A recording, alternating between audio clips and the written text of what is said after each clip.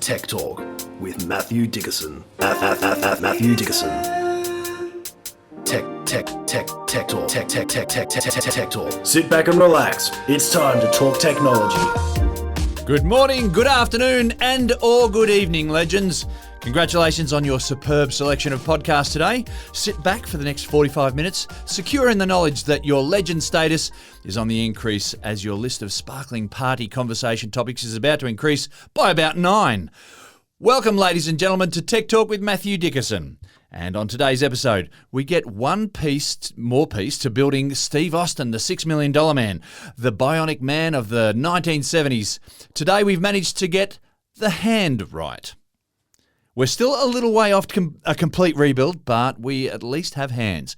We've also got a development in the world of batteries that'll make your next trip to Saturn a bit easier, and we'll see what sort of shenanigans AI has been up to in recent weeks. More on that internet hooligan later on for now, but let me bring to the microphone the cleverest bloke for miles. It's Matthew Dickerson. How are you, mate? We need a universal term rather than good morning, good afternoon, good evening, don't we? Good day, is that good enough? But it could be night. I'm sure they've got it in other languages, and I'm sure we've got one in English that's not coming to my brain right now. It's too complicated. You've got to check your watch. It's getting G'day. Towards the middle of the day. And you can say g'day, can't you? That's just universal. And I suppose at night time you've worked out that it's probably not daytime, so you could say good night. But then it sounds like you're sending someone off to bed. If you saw someone out at a restaurant, good night, James, how you going? Good night. Why are you saying good night to me? Good day, yeah. It's not daytime. You're sending me off, eh? We just met. We just arrived. You're saying I'm too drunk, I need to go to bed. What are you saying about me? So this week I had an incident that occurred, not to me directly, but a friend of mine, and I certainly helped him out in the situation, that was a bad story, but then a good story from a technology perspective. So it started off with a friend having a car stolen. So that's not a good story.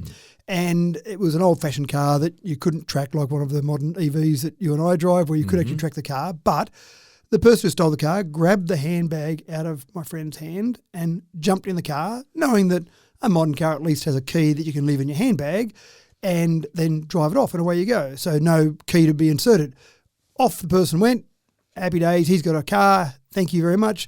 My friend's there going, well, that's not good. I'd like to get my car back. And by the way, my handbag's got my phone and my keys to the house and all the rest of the things. These days when you lose your phone, it's worse than losing your wallet. Indeed. But of course then she said, hold on, my phone is an iPhone. That means we should be able to track it. So a couple of phone calls later, the police are on the prowl, if you like. And using information from via my iPhone, they captured the guy within an hour. He was probably he'd driven about 100 kilometres and they captured him. Fantastic, just on the iPhone data, via my iPhone data. But when they got him, no handbag to be seen. So they basically asked the guy, and he wasn't that cooperative. But the phone itself leaves a last known location, and where he'd gone to dropped out of reception eventually. And so I talked to my friend and said, look, we'll go for a drive. Went for a drive with her husband and myself and a couple of other people. We'll just go a little mini search party and we'll go and see if we can find your phone. Obviously, he's thrown it out the car window somewhere. Let's see if we can find it. So we've got the map, got the last known location. I'm comparing that to my phone to see exactly what it looked like so you get a direct comparison. And we drove along and I went, I reckon we're getting pretty close. Let's stop about here. So the four of us got out, ready to go, side by side, holding hands, making sure we don't miss a bit of territory. Walk, yeah. Yeah, exactly. So we've got there and I'm looking around and I said, right, I reckon within about a 50-metre radius, here it is. It was that close. And Just on the side of the road? It was on the side of the road. It was about a metre off the bitumen. I was ready to go up in the grass somewhere, figuring the guy. Well, lucky you didn't run over it. Well, it was that close. You almost, if you went off the road a little bit, you would have run over it. It was in the dirt, but no more than a metre off the edge of the bitumen. But I thought he would have thrown it with some sort of force out the window, but it's almost like he's dropped it out the window. Maybe he stopped and went, oh no, there's a phone here, I'll throw that out. And then, of course, the key. So the issue here that my friend was particularly worried about was in the phone, there was a phone wallet as a driver's licence. There was a set of keys. There was a set of car keys to another car. So it wouldn't take a genius, and maybe they're not that smart thieves that do this sort of stuff, but it wouldn't take a genius to go, there's a driver's licence, there's a set of keys. I wonder if I went to that location, if those keys would get me in the house, and there's another set of car keys to a different car, and I could load up that car with stuff that I took from that house and drive off with another car. Maybe I could do that. Now, by this time, he was already in prison, or not in prison, but in the lockup at the local police station. But just all of that is going through your mind when you've had stuff stolen. But another 2 metres away, and we didn't have a way of tracking the keys, but another 2 metres away, there's the car keys, there's the house keys, there's the set of keys on a keyring. So obviously he stopped or drove along and just threw it out the window. The phone was in perfect condition. The phone just needed to be charged up.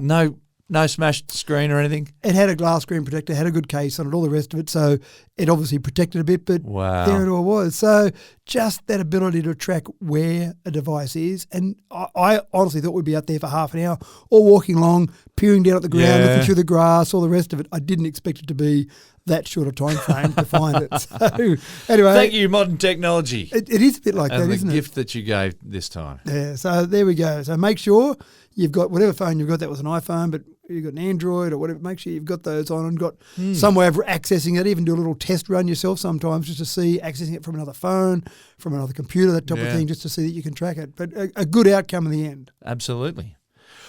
All right, it's time to fulfill our promises by getting stuck into the stories for the week. Now, every couple of months, there becomes less and less reason behind range anxiety for the EV hesitant. As technology develops in this space, batteries improve more and more and more. The latest out of Chalmers University in Sweden sees them leaning heavily into carbon fibre composites.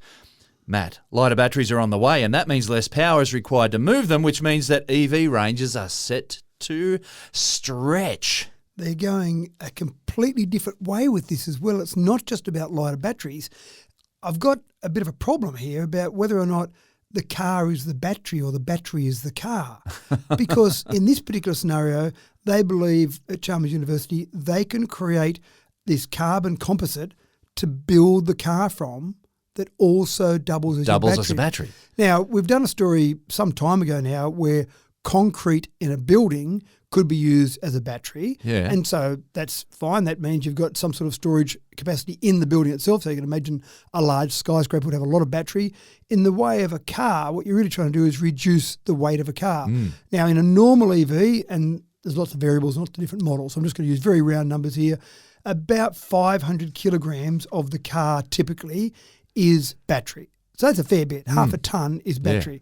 The modern EV sedan, not a SUV style, but a sedan, might be 1,850 kilograms. So you can imagine 500 kilograms of that, that's a fair amount. Yeah. If you start to then take that apart and replace parts of that car with a carbon composite that also gives you a battery, it starts to get pretty exciting. So I did some numbers. I crunched a few numbers on how this might work.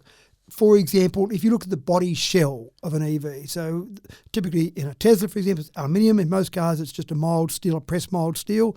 You remove that body shell, it takes 300 kilograms off the weight of the car. Now, not that pleasant to drive because you're being buffeted by the wind, but replace that with a carbon composite. For a start, that carbon composite is lighter than aluminium or steel. So it might be 120 kilograms you save of that 300 kilograms in weight, but you also add a bit of battery. Now, you do the same with the chassis and the frame. Now, I have a question mark here about how good it would be to build the chassis and the frame out of a carbon composite, but surely carbon fibre, but leave that to the side for one moment. But the chassis itself is normally, the chassis and frame normally about 400 kilograms. So again, replace that, you save another 160 kilograms and add about 240 kilograms of battery storage. So if you just replace those two components, you've saved 280 kilograms off the weight of the car. You've added 420 kilograms worth of battery capacity. So that might mean you don't need the 500 kilo battery. Suddenly, your 1850 kilogram EV is down to 1100 kilograms. Now, I've got a large flaw in my plan. The typical energy density of a battery in an EV at the moment is about 250 watt hours per kilogram. Right. At the moment, Chalmers University have managed to get 30 watt hours per kilogram. They're a bit short there. Just a touch short. But I mean, they don't have to go up to 250 to give the same responsiveness, but it's just, it's still well below the mark, isn't it? That's right. Now, again, we are very early days at this stage. So we've talked about it a lot. Petrol engines have been developed for over 100 years. Batteries and various composites of batteries have been researched for a much shorter time frame, but it's serious now, so they're getting into it a bit more. So you're right. And no one's been talking about carbon composites as well. And I'm just thinking, when you're building millions and millions of cars and you're building them out of carbon, isn't that taking carbon out of the carbon cycle? I don't know. And there we go. that's even deeper now. It's achieving two ends to a means. So the exciting part about this is that I think we'll be able to end up with lighter batteries, lighter cars. Now, Chalmers University claimed you'd extend the range by 70% by basically making the car out of a carbon composite that was the battery. My numbers didn't get 70%. That's a large difference. Right. Because remember, once the car is up and running, once it's accelerated to a certain speed, the weight of the car is not a major factor in how much energy you're using. It's more the rolling resistance and the air resistance. And we've talked about it before, double speed, quadruple air resistance. Yeah. So driving along the highway at 110, I imagine the weight of the car is minimal in the whole scheme of things in terms of battery usage. It's the air resistance and, to a lesser extent, the rolling resistance. Now, if you've got a lot of hills in the road, maybe because they're living in a hilly environment, maybe where they've got their 70% from, that's a bit different because you're having to drag all that weight up a hill, but you get a bit back when you go down the hill on the other side. So I don't get 70%, but I did certainly get figures up around 20% extra range with everything else being equal, same kilowatt hours of the car, etc., and just reduce that weight. Then I could see the numbers matching for 20%, which is still pretty impressive. Well, if you're my EV has got a range, a theoretical range of 420, that goes up to 500. I think that's significant. It is significant. So 20%. I'd like to see the numbers where Chalmers came up with their 70% from. Again, I couldn't get the numbers to match their 70%, but it's pretty exciting. But it gets better because think about mobile phones. If you actually open a mobile phone, and I wouldn't say go and do that with a working phone, but if you've got an older one, you see that most of the volume of that phone is taken up with battery. And you don't need a lot of battery in a mobile phone to keep it working for a day, for example. So imagine replacing that big battery. The rest of the components in there are pretty small. So if you made the shell of that out of a carbon fibre composite that was the battery, suddenly you might get to the stage where you're getting a phone that might be millimetres thick, credit card size thickness. Just think about the screen and the electronics, and that might be all you need because the rest of it's taken up with a battery shell. Computers, notebook computers, for example, the same sort of thing. A large part, if you open up a computer, a large part underneath the trackpad and sometimes a bit of the keyboard is the battery. And a computer uses a fair bit of power. So the real secret here is to increase that 30 watt hours per kilogram. If you could get that up to 100, maybe 150, it's getting up closer to the sort of capacity you get in a normal battery that you might have in a mobile phone or a notebook or an EV, and that gets pretty exciting. So, yeah, an absolutely exciting development there, and certainly watch this space, folks. Yeah, so I still come back to that, is you get to that question, does your car have a battery, or is the battery a car? Or is the car a battery? Is the battery a car? I'm not sure what I'm saying here, but something like that. You know, the car could be the battery. Excellent.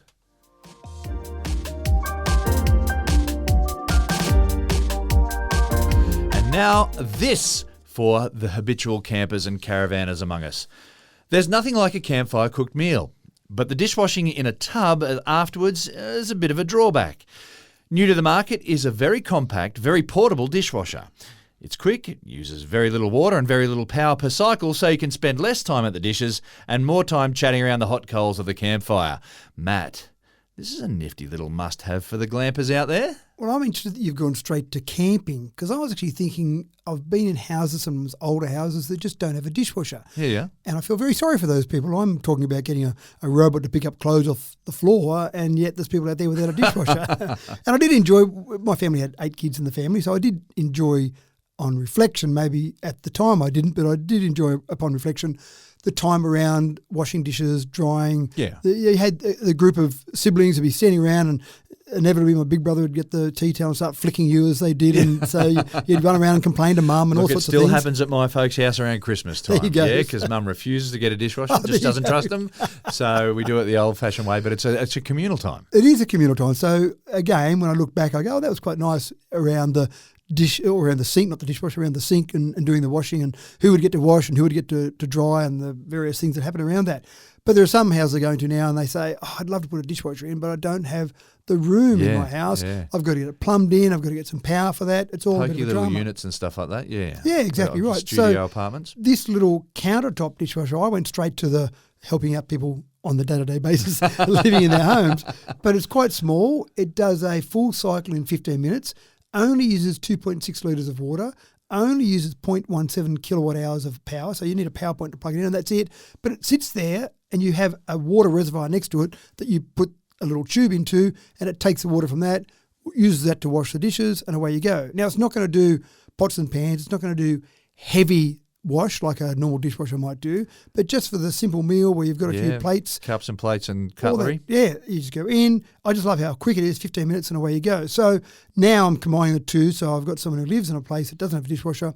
They get one of these, and then when they go camping, they take it with them as well. The caravans, look, I always it blows me away. Caravans, the what you can fit in those small spaces, but this has just upped the game enormously. Because I haven't seen even the big Winnebagos, even ones that look like they've got everything. I don't know if they've got a dishwasher, but I don't remember seeing a dishwasher. It just seems like such an enormous space usage. Yeah, it does for a single purpose. So having this little thing there for caravanners, for people out on boats, maybe for the campers out there, fantastic. But it's just a good little use of modern technology to take advantage of everything being shrunk down and then being able to do something that I don't think is a lot of fun. Keep your eye out for it, folks.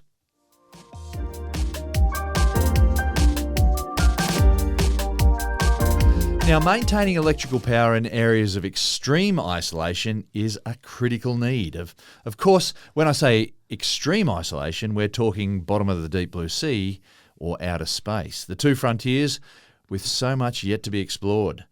Now, current battery technology is likely to take up a lot of space, but Matthew, not nuclear batteries. We've talked about nuclear batteries before. Or but nuclear. Nuclear. We've talked about them in terms of being a container. So there is some discussion around maybe powering an entire town or small town or maybe a large neighbourhood with a container that you put in that's a nuclear power station effectively. So, the size of a shipping container. Yeah. Now, we often talk about those as being nuclear batteries, but we're not talking about that. We're talking about tiny, tiny batteries here. And I need some help with pronunciation. So I think the element we're talking about is americium. Or americium, I've always called it. Right, okay. So, because it's got a C in the middle of it there, which you wouldn't say a K sound to, but I've always thought americium. Americium. Right, okay. So, the key I'll go again. Americium. Americium, right. So, that's basically nuclear waste at the moment. But when it decays, and it's got a relatively short half-life, I would have thought, in the nuclear world of 7,380 years, so not that long.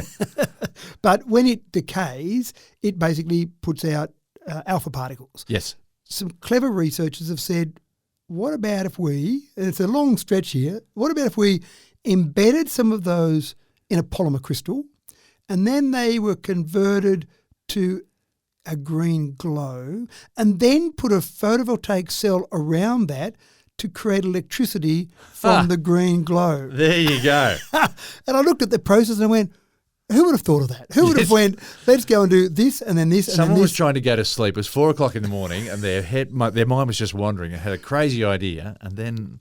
And that's what happens sometimes, isn't it? That's where I still think, James, those we'll Jerry need Maguire humans. Moments. Well, that's right. But we'll need humans over AI because I don't know AI is going to have those little light bulb moments in the middle of the night. Yeah. By doing all of that, you've effectively got a very small, and I'm talking millimetre-sized quartz cell here, very small battery that can last easily decades. And you think, well, with a half-life of 7,280 years, that should go a long time. But what actually happens is the components around there start to get broken down because they're being bombarded with a bit of... alpha particles. Yeah, alpha particles, that's right. So if you were going to take something to deep blue sea and have some sort of monitoring down the bottom of the ocean, fantastic. This could be something you could use to power that for decades. If you're sending off a space mission, for example, that needs to have something monitoring something for decades, sure. I even started to think about bridges often have the Internet of Things as a part of a bridge to just monitor what's happening with stresses in a bridge or any movement in a bridge. Well, you don't want to say everything's fine on that bridge, but not realise the battery's gone flat and so you're getting no signals back. So putting something like this into some of those sensors. So anything that needs long battery life, I'm not talking about, I wish my quadcopter drone would fly for a bit longer. I'm talking about decades of battery life, but also small amounts of power. Because at the moment, you would need approximately 40 billion of these batteries to power a 60-watt light bulb. So, okay. We've got a little way to go in terms of increasing the power, but also a little way to go in terms of what could you use them for. And it really is low power consumption. there's hope that they might even get to the stage where they could power things that the human body might need, like a pacemaker. Right. So rather than have a pacemaker that you've got to get replaced after a certain number of years or might have some sort of limited battery life, then you put something like this in. So imagine... Makes perfect sense. Although, I wonder how people would feel about having americium inside their... That's what I was wondering. We're just putting some nuclear waste in you. It's, alpha particles are fairly easily, you can protect yourself from them fairly well. But if there is an issue, then they're the highest ionising ones. So you've got to be careful about that. Look, we use americium in smoke detectors. Okay, there you go. Yeah. Yep. And so that it's the key ingredient in a smoke detector. And obviously they're protected well enough that we don't see them being bombarded that's right. with alpha particles with every smoke Well, you detector. can defend yourself from alpha particles with a piece of paper, but it's I guess it's still that worry that you've got Inside yourself your body. in such close proximity. I can see people walking There's around. a stigma there. I can see people walking around now underneath their smoke detectors with a piece of paper over their head. They go, I'm protected. James said I'll be right now. I'm protected. So, but it does sound quite incredible, doesn't it, to have Absolutely. a battery like that? And then you start to think about what are the possibilities, because when we talk about a nuclear power plant, it's really the same as a coal-fired power plant. It's using something to heat up water. So the basic concept is pretty simple. You heat up water, turns it into steam, it goes and increases in volume by 1,600 times or thereabouts and spins a turbine. So even though we think of a nuclear power station as being modern and progressive, it's basically the same concept as coal. It's just using something else to heat it up. But this is a bit different, using the actual decay to create electricity. I thought that was absolutely fascinating. And I really did just that process of step by step to get to the end. I just wonder, I want to talk to the person who came up with those series of steps.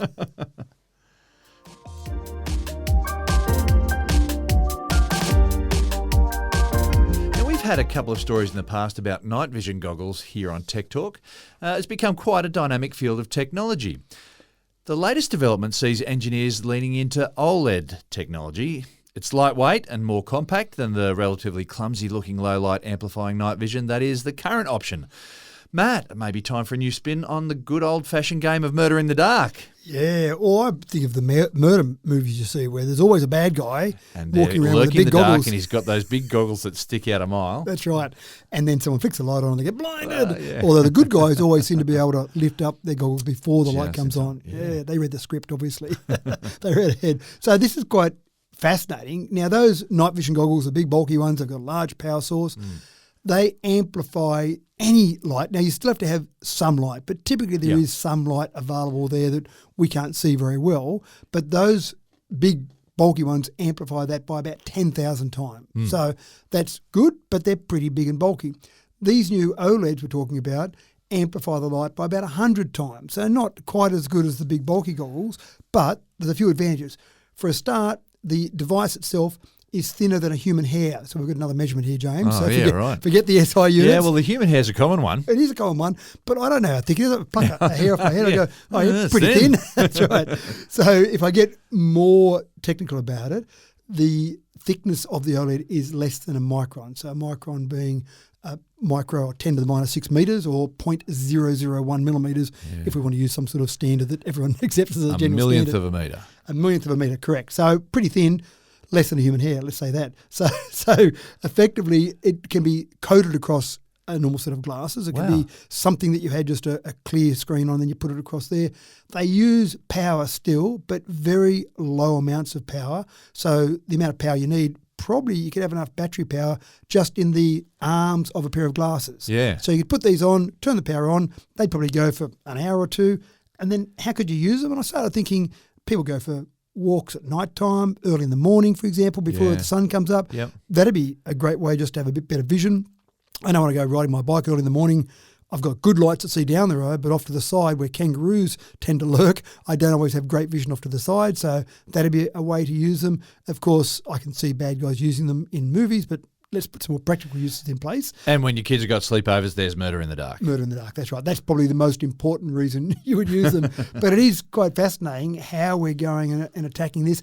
And I'm not convinced that it's a really big problem we need to address, but someone out there is thinking it is. And this all came out of Penn State University, but the research funding came from DARPA. So the government, the US government in this case, probably thinks it's important enough to go and do something with it. So who knows what they're planning. Don't forget, we keep talking about how technology is developed and then someone finds a use for it. Yeah, well, that's true too. So I'm being a bit harsh on it there. So I can hardly wait till this is developed further and then see what we do with it.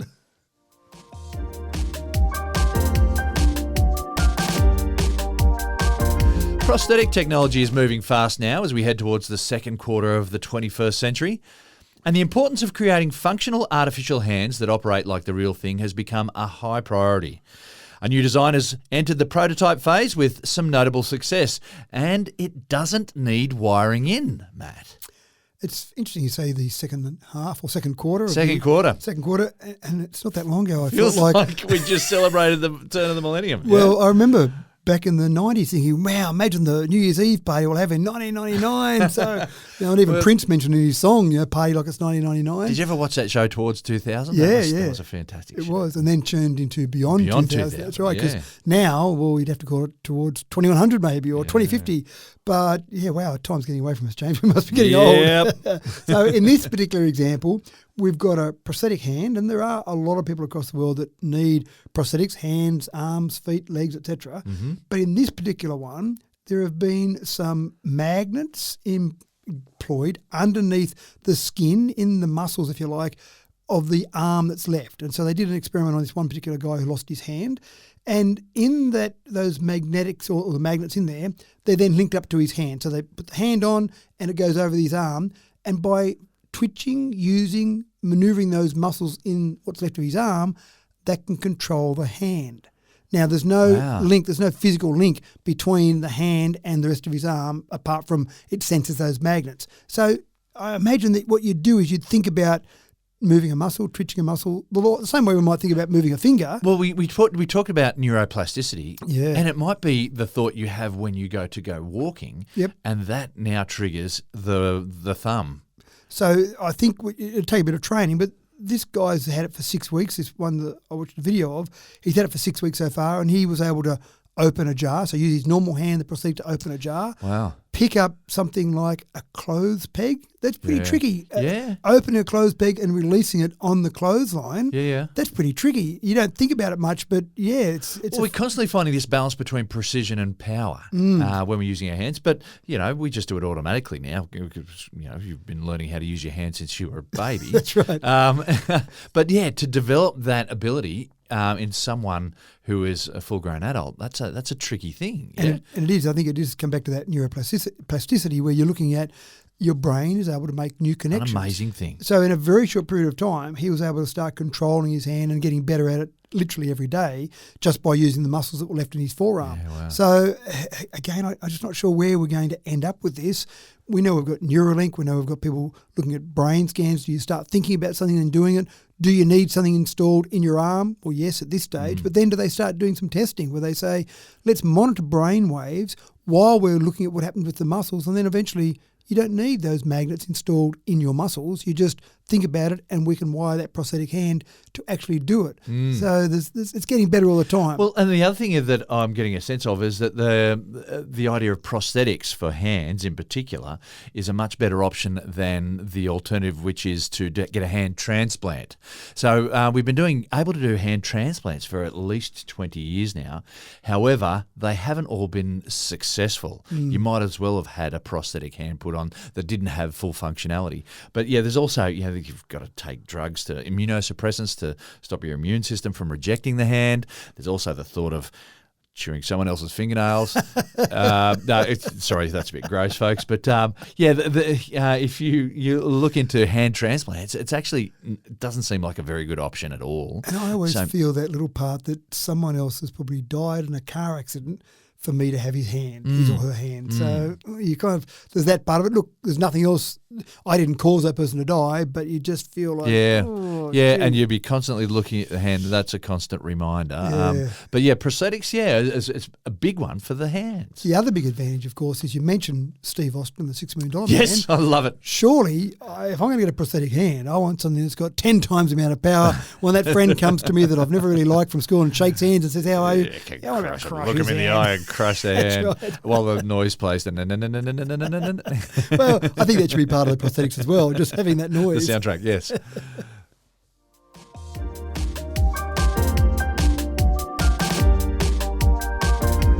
The story of the nuclear accident at 3 Mile Island of March 1979 is one that created quite a scare and brought much paranoia at the time of for the field of nuclear generated power. But it also brought a number of lessons that changed the way nuclear power has been generated over the last 45 years. Well, 45 years is a long time, but there's still a grey shroud hanging over 3 Mile Island.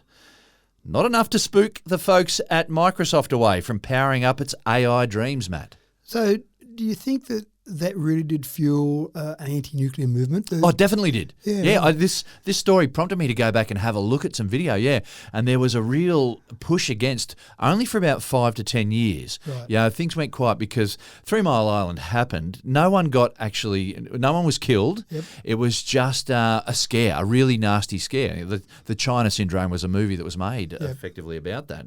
Chernobyl was a bigger deal because people died, and half of Europe got poisoned. Well, we think it may still be poisoned. Yep. But 3 Mile Island just gave everyone a big scare. And I think there were some good things to come out of 3 Mile Island. Yeah, for where sure. They said, oh, we should look at our safety standards. We should look at some things, because I think it was one of those things where you saw a series of small things that on their own wouldn't have been a big issue. But and when nuclear you power had them, been promoted as completely safe. Up to that point, it was like, nothing could go wrong here, nothing could go wrong. And then a couple of sequences went a little bit wrong, and all of a sudden they realised we've got a situation on our hands. Yeah, it's interesting. So in this scenario, it's the first nuclear power plant that's been brought back online or will be brought back online. So typically when they've shut down a nuclear power plant for whatever reason, that's it. It stayed offline. So this is the first one coming back online, and it is fueled by Microsoft's insatiable demand for power. There's just so much power needed, mainly around AI, to create all the AI queries. When we go and say, hey, I'm a bit bored, tell me something, then that uses power.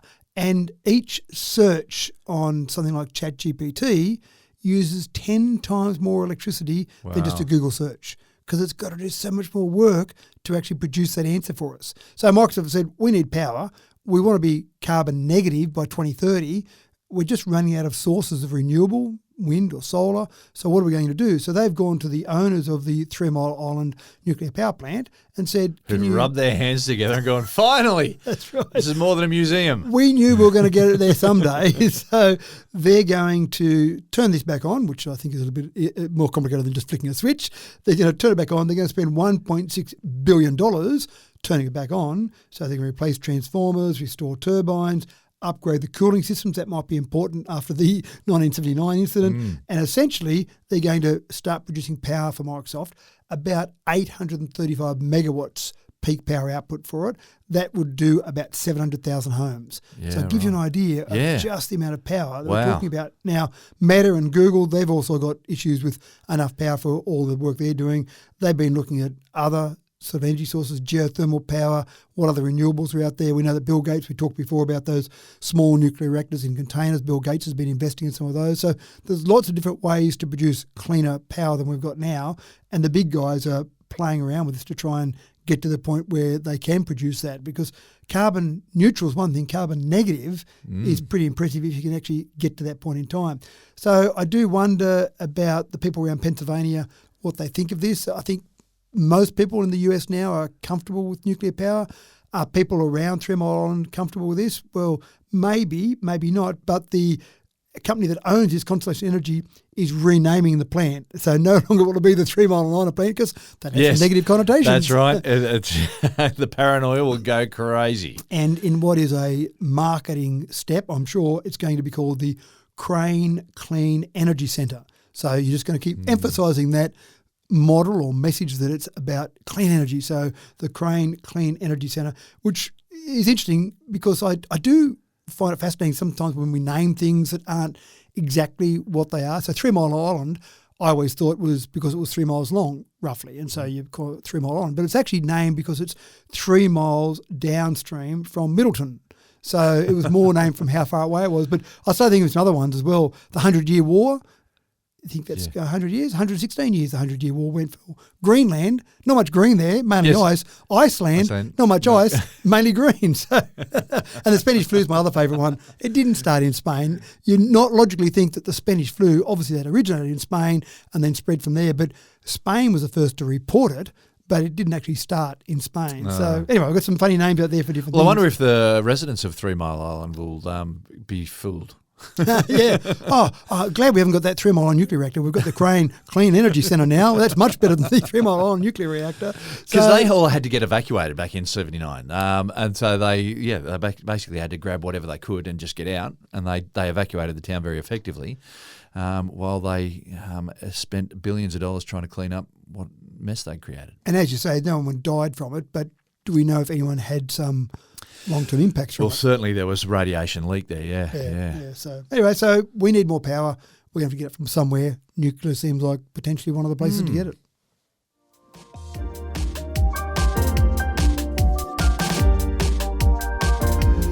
For the longest time, the humble calculator has been a tool designed for good. They make square roots and trigonometry so much more palatable than any other method, and don't even get me started on exponential functions and natural logs. Apart from cheekily spelling out the word boobs, the standard calculator has always maintained its innocence. Until now, when it appears that some clever cookie has tuned their calculator into ChatGPT and maths exams can no longer be protected. I put this story in just for you. I knew this would give you some heart palpitations. And I remember when we were doing, it might have been a year 12, but definitely at university, you had the standard engineering calculator, which was a much bigger calculator than normal and had a much bigger keyboard because it did engineering functions because they figured that people in the real world wouldn't need to remember that in ridiculously complicated formula. They just use some sort of computer or calculator to calculate that for you. So that made sense. But this guy, and he's posted on YouTube how he did it, he's basically said he's made the ultimate cheating device. So he's taken a standard Texas Instruments TI-84, so an engineering calculator, and he thought, I wonder if I can just get this to connect to the internet and then get it to connect to ChatGPT. And so he played around with it. He got a little $8 device that allowed him to get some external connection, put that into it, basically wired that in, then put a few extra programming steps in there, and then got to the stage where you could type a question to ChatGPT and up would come the answer. Now, it's a bit clumsy because it's only got a fairly small screen and only got a limited amount of information you can look at and get from it. But if you were stuck in an exam and punching on your calculator, the examiner watching over you would think nothing. There's a student really keen on punching through those numbers on his calculator. And he also engaged a small component that said, hit this button, and it goes back to being just a normal Texas Instruments engineering calculator. So anyone that comes and says, give me a look at that, son, you pick it up and goes, yep, that looks fine to me. And then you go back to the normal cheating mode. So where the cat's out of the bag, we're going back to slide rules. Well, maybe we just get back to all bets are off. There are some people who want a version of the Olympics where you're allowed to use drugs and cheat. Yeah. It's a bit like that. It's almost like, do we just throw our hands in the air and say, we know you're going to cheat somehow, so all bets are off. You can cheat to your heart's content, but we're going to make the questions 10 times harder knowing you've got access to all this information. That's right. People used to get excited about open book exams, and I'd say, no, open book exams aren't that good because you've got all these really tough questions because they know you've got all the basic information there. So,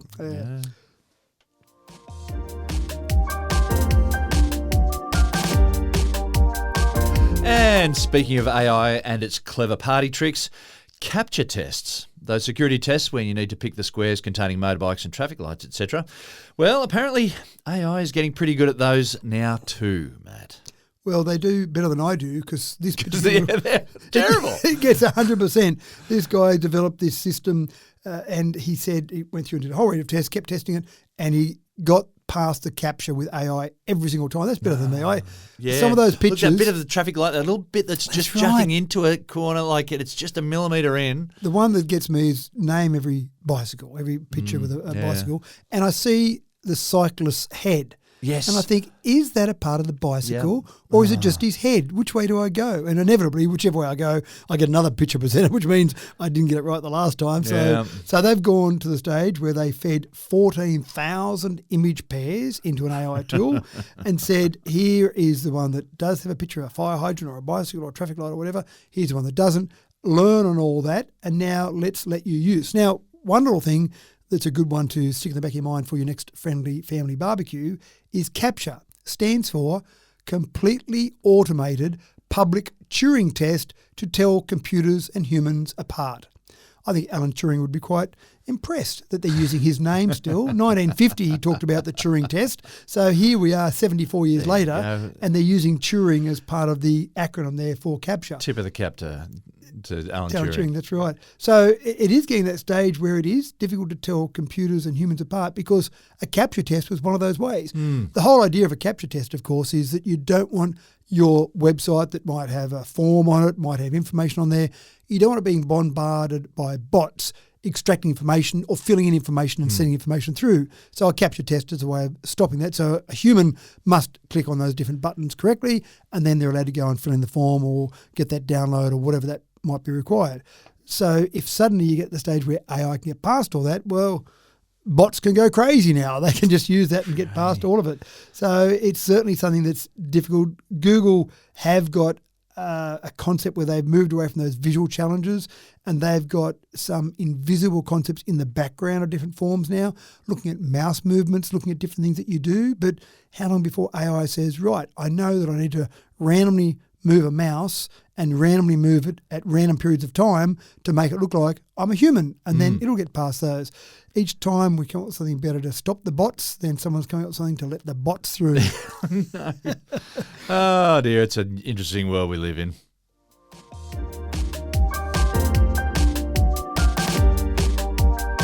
Now, fans of the Superman story will be all too familiar with his fortress of solitude, his crystal castle located up at the North Pole. And if you recall the classic 1978 film, he has a big computer with all his home movies from Krypton stored in crystals. Apparently, as I'm finding out now, that is actually a thing. Storing data in a crystal is not only a possibility, but it's likely to become the preferred method for storing extremely big data sets like the human genome, for example. Matt, what's the big deal about crystals and memory space? A lot of things, but it's interesting. So that was 78, was it, that Superman Yeah, it came certainly out? was. Rightio. So 77 was when the Voyager spacecraft was sent off, and you may remember they had lots of images, music, things about humans, so that if some extraterrestrial alien being found this Voyager spacecraft in some hundreds, thousands, billions of years, they'd be able to have information about humans. I think 55 different languages were on there. Yeah. Carl Sagan had the job of curating that. Imagine that job. Yeah. We've got to capture. Got to talk to aliens. That's right. Everything about humans in a something that they could access, maybe, but supposedly they're advanced technology when this comes across them.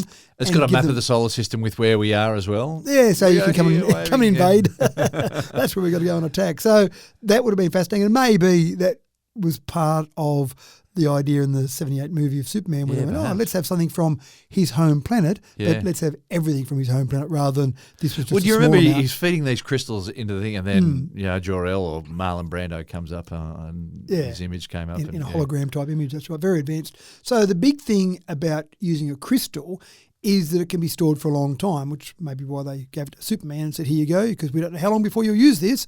But in human concept, the lifespan for a 5D crystal storing information, storing data, is approximately 300 quintillion years. So that's not too bad. Yeah. Thank goodness for that. I can get some family photos on there. That's right. That should be good for a few generations to come. If the temperature's got a bit extreme, for example, if you heated the crystal up to 190 degrees Celsius, the lifespan does drop back to about 13.8 billion years, which just happens to be the life of the universe so far. So it's not too bad in terms of a way of storing things. If you store things in some sort of digital storage media, then it's so subject to degradation over a fairly short period of time. But if you get any sort of large magnetic field, if you get extremes in temperature, then you lose that information. So not great to store information in that way.